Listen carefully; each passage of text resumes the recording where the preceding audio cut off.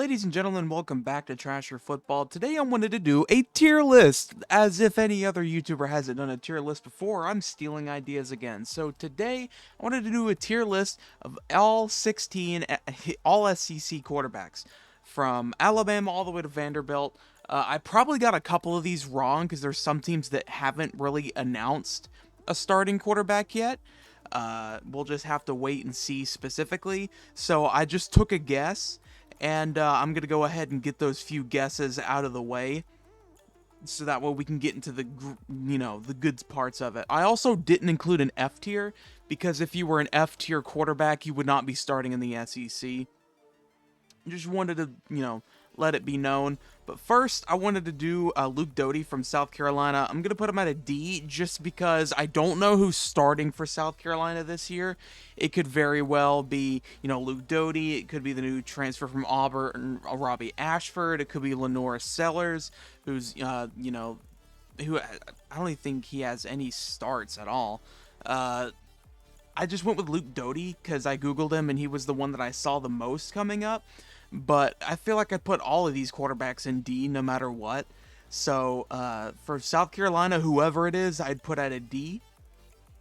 And then for the other one that I wanted to say that I didn't really have that much information on was Brock Vandagriff. Now I'm going to put him at D, but above Luke Doty because he had some decent numbers last year at Georgia, 12 for 18, 165 yards and 2 touchdowns.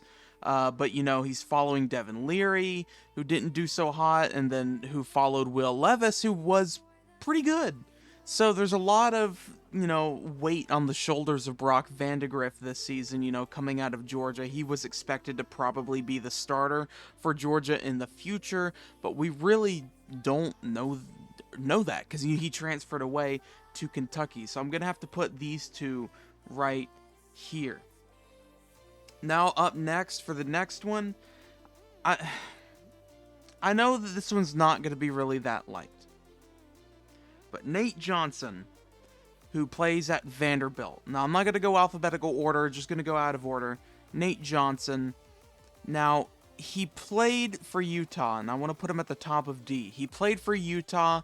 He subbed in when Cam Rising was hurt, and then Bryson Barnes, which I think was his name, was the backup. So this guy was the third string quarterback who ended up playing backup last season at Utah. He looked pretty decent. Now, Vanderbilt's another team that I don't think they've announced a starter. Based off other websites, I've seen, Diego Pavia as another possible one. The transfer from New Mexico State, but in my opinion, I think it'll probably be Nate Johnson.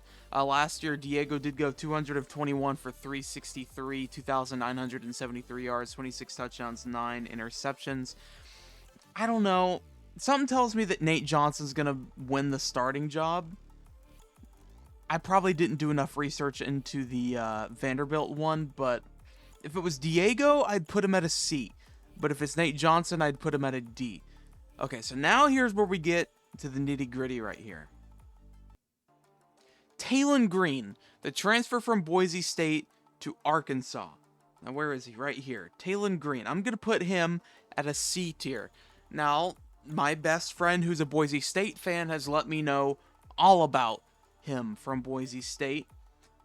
He was okay. Not really the greatest quarterback ever. Only 11 touchdowns to 9 interceptions, which is crazy, but still 9 rushing touchdowns for Taylen Green.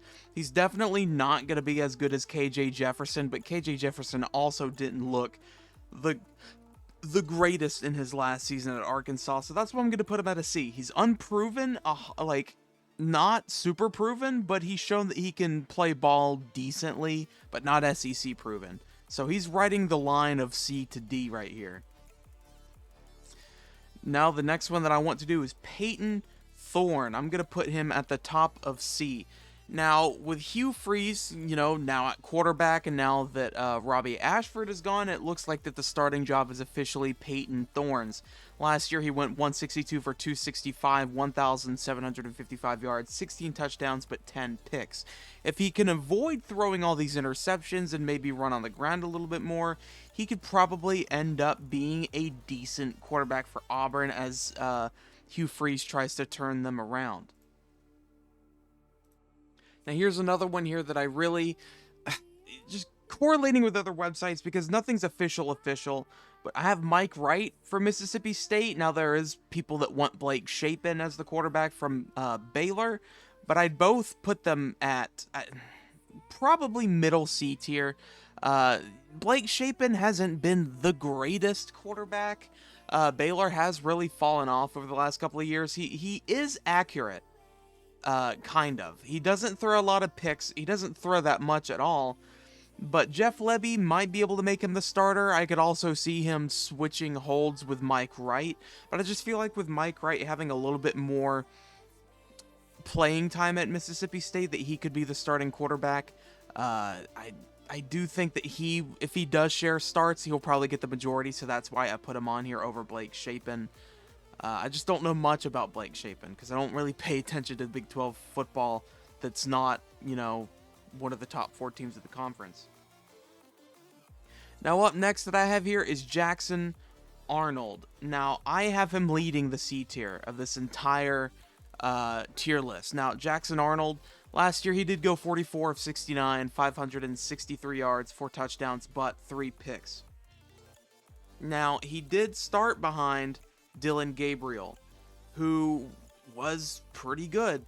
But now that Dylan Gabriel has transferred to Oregon and is now going to play some Big Ten football, didn't want none of the SEC, it's now up to Jackson Arnold to carry the torch for Oklahoma leading into the SEC. I think he has proven himself to be a pretty good starting quarterback for an SEC team, but we will just have to see when we get there. So that's why I have him starting C over Peyton Thorne, Mike Wright, and Taylen Green. Up next, I have Connor Weigman in the B tier. Now, so Texas A&M hasn't had the most luck. They just got rid of Jimbo Fisher last season. I could very easily put him at C here, but I think he's shown that he can be accurate. He doesn't throw a lot of picks. He threw 16 touchdowns. If he can stay accurate and if they can run the ball really well and he doesn't throw a lot of picks, he could be a low B tier, high C tier SEC quarterback. Trying to bring Texas A&M back into SEC prominence behind the arm of Connor Weigman. Now, this one I know is going to confuse a lot of people. But up next, I have Garrett Nussmeier. Now, a lot of people forgot about Garrett Nussmeier because he started behind Jayden Daniels at LSU, the Heisman winner quarterback from LSU. This is a big step up right here for Garrett Nussmeier to step up and be the starting quarterback after a Heisman winning quarterback. Jayden Daniels had one of the greatest careers in LSU quarterback history. Not as good as Joe Burrow, but one of the better ones. And, he had some crazy rushing stats. But Garrett Nussmeier's not a running quarterback. Last year, he was 129 for 219, 1,720 yards, 11 touchdowns, and 7 picks. That's over his career, by the way. I didn't mean last year. That's over his career at LSU. He could be really good. That's why I have him at bottom B tier. Either him or Weigman could really be the top of C, and the one who does the worst out of this could really... I think you guys try and get what I'm trying to say here. Now up next for Tennessee, I have Nico Iamaleava. I think that's how you pronounce it. Now a lot of people say Iamaleava. That's not how you pronounce it. I do know I made a video where I had to learn how to pronounce it, and I just forgot. Now, over his 2023 numbers, he was 28 for 45, 314, 2 touchdowns. Being the quarterback behind Joe Milton, who was the quarterback behind, I can't remember what's his face, but he's in the NFL now, and he was pretty good. So Nico really has a chance to be a good starter.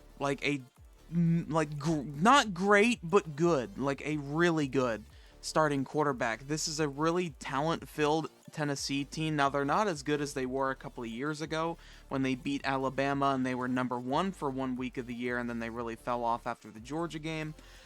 Nico can really become the best.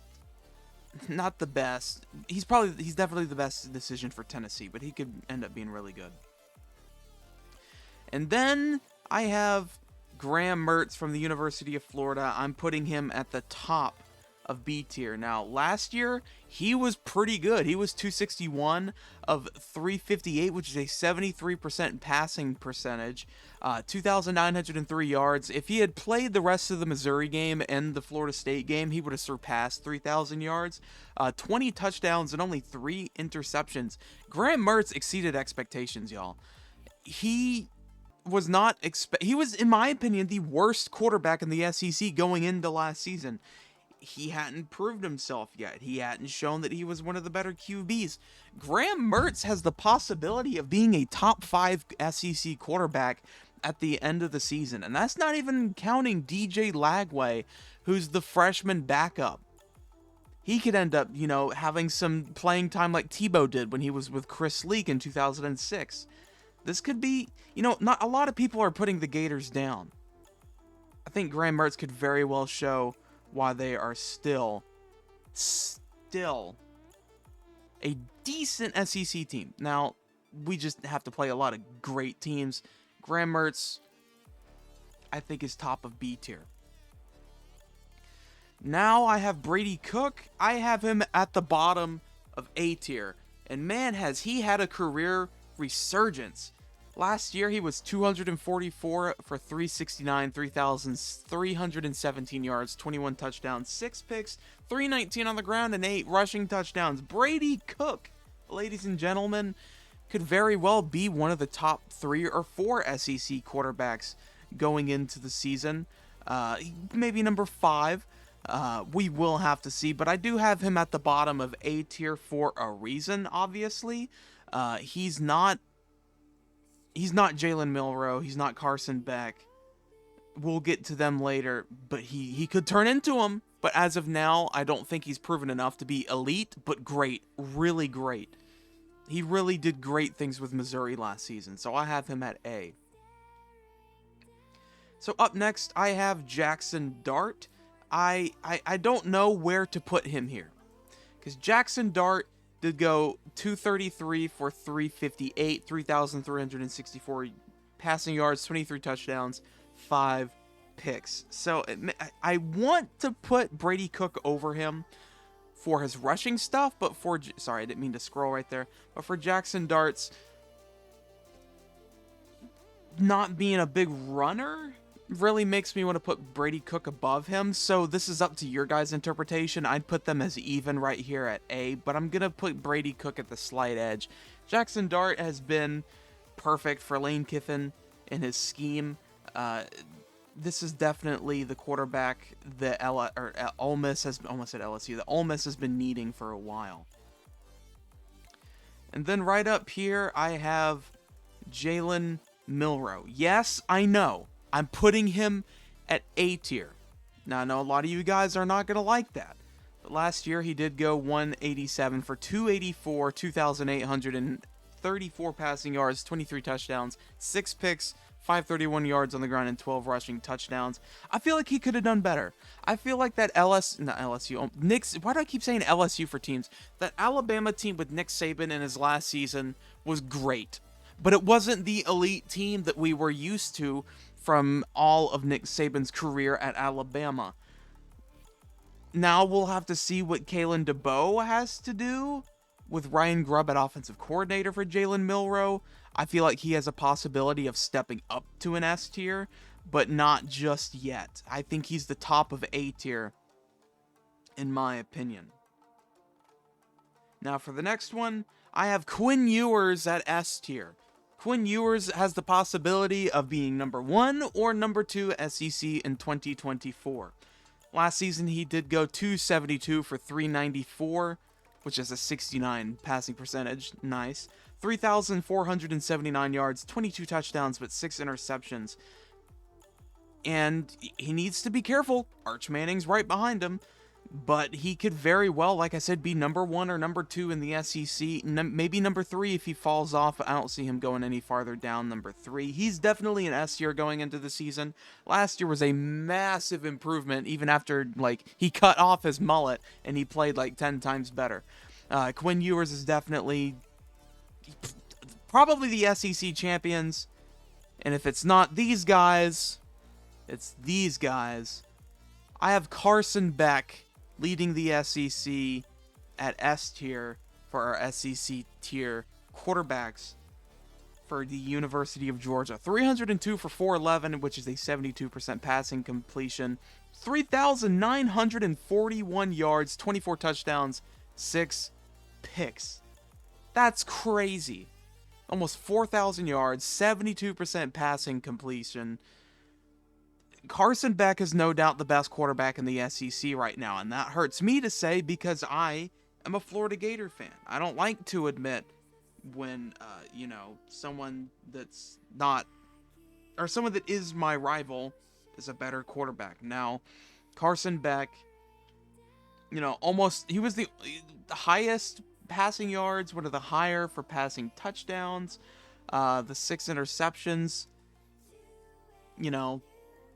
I guess is average for a quarterback around him, but like this is it. This is, I feel like, the perfect ratings for the SEC tier list quarterbacks. Now, I know that there was like 4 or 5 teams where I didn't get the quarterback correct, but even if it was the other quarterbacks, I'd still put it around the same, except for Mike Wright. If it's the guy coming from New Mexico State, maybe put him at top C tier or bottom B tier.